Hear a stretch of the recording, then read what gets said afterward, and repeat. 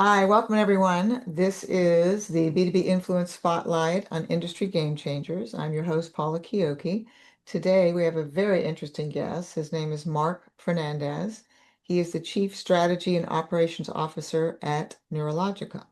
Now, I know everybody's talking about AI, but I believe that Neurologyca's got a definite spin on this that I think is going to be very interesting for our audience today. Welcome, Marc. Paula, thanks for having me. It's a pleasure to be here. Yeah, great. So, Neurologyca is attempting and is reshaping the B2B marketing by adding a new dimension to audience insight, content performance, and customer engagement. So let's dive in, Marc. As you work to integrate emotion AI into marketing strategies, where do you see it having the biggest near-term impact? Content targeting or campaign optimization, or both? Sure. I'll give you a little bit of background first Okay. as to how we got to where we are, because I think Okay. that'll help with the framing of that really great question. Okay. So, as a company, we started a decade ago in Spain as a neuromarketing company, thus the name. And we started running small focus groups in this very complex lab that had really sophisticated equipment, such as EEGs and eye tracking. And we were using this to better understand how emotion and people's ability to understand content was shaping how brands were reaching out and connecting with audiences. And over time, we turned that expertise into our own AI models. Okay. And now these AI models, this AI platform, can interpret human emotion at scale. So Okay. now we don't need labs anymore. We don't need sophisticated equipment. We can just use a mobile phone camera or a camera on a laptop and get very detailed and accurate information about how someone is emotionally and cognitively responding to content. So today we work with brands Fascinating, and which is yeah. fascinating. So today we work with brands and agencies to help them better understand not just what people feel, but how these emotions are shaping attention, decision making, and engagement. All very important things. And so to do that, we basically use a simple mobile phone camera, desktop camera, and we look at the micro expressions that happen in someone's face as they're experiencing content. We also look at things like the eye, the body position, the tone of voice if they're speaking. And all of that goes into us being able to deliver very accurate insights into how that person is experiencing the content. And so we look at three things. The first is attention. Okay. So it's not just about if somebody's looking at something, which is what a lot of current systems do. We actually measure whether they're truly engaged. And we do that by measuring cognition. So we have a way of understanding if somebody actually understood the message. And this came from years of working in the education space where we wanted to understand, were people actually understanding what was being taught to them? It turned out that many people weren't understanding it, but were afraid to speak up. Wow. And this happens a lot with focus groups and anything that's form-based. Ask somebody for their feedback and they tell you what they think you want to hear, or they're too scared to tell you that they didn't like something. And so we Which isn't eliminate, which isn't the purpose because you're wanting the truth. yes. So we eliminate that whole layer. There's no sort of actual need for someone to respond. We're actually picking up all the cues in real time without that sort of level of bias. So yeah, back to your question, where is emotion AI making its biggest impact? I think it's in content performance right now. So right now, marketers can track clicks and impressions, but those don't really tell you why people are engaging with your content or whether they're truly understanding what it is that you wanted them to understand. There was a CPG brand that we were working with that was testing a few ad concepts for a national campaign. And they were using their usual A/B tests for the content, Okay. and they weren't really seeing a clear winner. And Wow. they started working with us and we found that one of the ads triggered something that we call positive anticipatory emotion. And that just means that it's an insight we can measure that tells whether it's this positive feeling that you get when you're actually looking forward to something. And so if an ad can instill that feeling of I'm looking forward to learning more, you know that it's gonna hit, it's gonna resonate with the audience. And that version that we picked ended up outperforming the others by almost 40%. in things like Wow, lift and recall, that's uh, huge. bec because it really hit at this emotional level, not just the visual level. And And for us, A/B that's A/B test did not show that at all. And no, you used it showed identical the responses. 40% is huge. Yeah, it's very big. And we see numbers like that often once we bring emotion into the situation. And for us, that's really the key shift is moving from simply tracking engagement to measuring like real attention, not just where your eyes are looking. Hmm. Because the engagement can also be negative. Yes, that's true. And you're Oh, and not going to take that up either. that's the funny thing about emotion is, somebody can be crying and they can be full of joy or they can be extremely sad. And so it's not just measuring whether someone has a smile on their face. It's what does that smile mean? Where is it coming from? And what's the context around it? I would imagine that your client was very impressed and they're still with you today. Yes, Yes. yeah, they are. Okay. So, next question. How are you approaching audience segmentation today in the context of emotion AI? Are there new layers of insight or emotional profiles emerging that could redefine how we build personas or do messaging across the funnel? Yeah, traditional segmentation really focuses on basic factors like your job title or something like that. But again, this is on this emotional and cognitive layer. And we really want to understand why people are connecting with a message, not just who they are. And Mhm. we call what we do human context AI, which Okay. basically is bringing like the human context into artificial intelligence. And so we can measure how people emotionally respond to factors like tone, language, Mhm. visual pacing, rhythm, all of those things that are part of content. So an example there is a really well-known global software company Okay. who is targeting people in IT. Okay. And there was assumption that everybody in IT is the same. If you're an IT manager, you have the same needs, the same issues. But what we found is that there were very two different emotional profiles in their target audience. One of them was looking much more at, they were interested in reliability. How reliable is the platform? And Hmm. the other was really connecting with this aspirational messaging around transformation and change. And Okay. so we found that there was these two very distinct user groups within the same profile of IT managers. And that told our client that just looking at demographics isn't enough when you're targeting an audience like this. And we help them evolve their understanding based on our ability to deliver these real-time emotional signals. And they're still working with us today. So when you were able to do that real time, Mark, I mean, do they do like a little bit of a testing and then once they parse that out, then the messaging branches based on the two different way these two different groups are responding? Yeah, that's a great question. So in the process of developing the content, we can determine what the different user profiles are, what resonates with them. Mhm. I think long term, the way things are going is that we'll be able to dynamically assess how someone is experiencing content Mhm. and shift that content in real time to something that really speaks to them. And we're already doing projects like that in places like airports and stadiums where our technology is used to look at how people are responding to content, for example, as they're coming off a plane. And we can actually shift through ads in real Yeah. time on the screens until we start seeing engagement and not just people looking at it, but actually looking at it and having it speak to them in some way. So as you're So, walking through the airport, they can gauge response. yes, yeah, Wow. I would think that's moving the needle in terms of ROI substantially for these clients that you're working with. it is because it's just not something you could really measure before. You could measure whether someone was looking at an ad. I'm sure if you're walking through an airport and there's something that's really bright and colorful and draws your attention, your eyes may look in that direction, but it doesn't say anything about whether you understood the messaging or the content. And we found that a lot. We found that you had a plane full of people getting off the plane who were looking at content, but it turns out they didn't even speak the language that the ad was written in.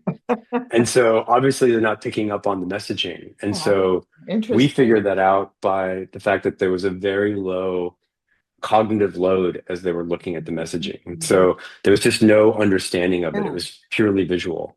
And so we cycled through content until we saw the cognitive load go up, which meant somebody was actually questioning the content and trying to understand what it was and then participating with it. And I think that's at the core of what we do. Wow. That's phenomenal. Yeah. So, what challenges do organizations face when trying to measure the ROI of emotion-driven marketing strategies, and how do you think they will evolve with AI maturity? I think the challenge is, let's see, if it's really an attribution. Okay. So I think connecting emotional engagement to measurable results is, I think, the really tough Mhm. thing. And we try to do that every day. What we Mhm. found is that emotional signals such as true attentional focus and what we call positive resonance often show up really early in the creative process, and it's often missed. But Okay. being able to pick up on those can really predict the performance of a piece of content before traditional metrics can catch up to it. So, yeah, we working with a fintech company, testing a series of video ads for them, and one version sparked really strong attention and cognitive clarity. And when you feel like you can understand something, it's a very positive emotion. Just Mhm. like when you look at something and you don't understand it, it's a very negative emotion. Mhm. And so being able to understand whether someone is understanding the content you're showing them actually makes them feel better. Mm. And Okay. when somebody feels positive emotions, they associate those emotions with your brand or with your content. I would And think more so, receptive, more receptive. yes. Yeah. Yeah. So we flagged this version for them really early in the process. And in the long run, it ended up outperforming the other ads that they had developed by quite a bit. A lot more leads, much better engagement metrics, and more importantly for them, a much higher recall rate. I think it was like 30, 40% higher than the other pieces of Wow. content. So I think as AI improves, we'll be able to track these emotional, cognitive, and attentional signals from first impression to final conversion so Mm. that it becomes really like a core part of performance measurement. Not just something that's inserted at some point, but it's like it's in the workflow from ideation all the way to delivery of the content. So are you focusing more in the B2C arena or B2B or both? Are they both embracing testing this? They're both embracing it. In Spain, we've definitely been uh, delivering bespoke solutions to companies. So they would come and say, I have an airport, I have a perfume, I'm trying to understand how it's going to, how people will react to it in different countries. And these were all very one-off opportunities. What we're doing in the US now is taking that and turning it into a full platform Okay. so that anyone can go to the platform, upload content, and just like ChatGPT, you can ask a question and say, how would this content resonate with 18 to 25-year olds? Mm. Or does it seem like this would be difficult for someone to understand based on this video of somebody watching the content? And this is really interesting for companies like Netflix and Okay. YouTube and TikTok, et cetera. So yeah, I think And we're moving. how does it do that, Mark? If you're uploading it, I mean, are there real live people actually able to look at it that you can get that feedback, or how do they get that feedback? Yeah, so sometimes brands will have video content of somebody watching their ads, for example, Ah, and we can actually analyze that and okay. tell them how This that is, was perceived yes. across all these different Ah, metrics. okay. Other companies are doing it at the using developing content creator tools with our technology. So as you're developing content, you can run it through our platform and get real-time feedback really early in the content creation process. And that creates the direction of which way to go. Yeah. Yes. Now, is And the, then, go ahead. yeah, go ahead. I was gonna say, No, I is was going to say, and then there's an opportunity for somebody like a YouTube or a TikTok to pay people in real time to view content okay, and get real time feedback from a very broad okay. audience group or demographic. Like an So, online focus group. an online focus group, Yeah. yes. And Without the bias of people saying what they think somebody wants to hear. Yes. So you can have somebody watch a movie trailer or an ad, and with their consent, turn the camera on their laptop, take Mhm. a few seconds of a reading as they're watching the content, and deliver a very sophisticated profile of emotional responses to what they just viewed. Mm. Huge, huge. Yeah. Wow. Yeah, it's very cool. Is the platform ready now, Mark? We currently work with individual clients, Okay. but this fall we will have the platform available commercially so Commercial. that Q4. it'll be a lot like a ChatGPT type profile Okay. where you can go in, upload content or create custom solutions. Okay. And yeah, we really want to democratize the technology and make it available to everybody from a content creator that's doing something for TikTok to a really large agency or CPG brand that has spent millions or is going to spend millions on content and wants to make sure that it lands.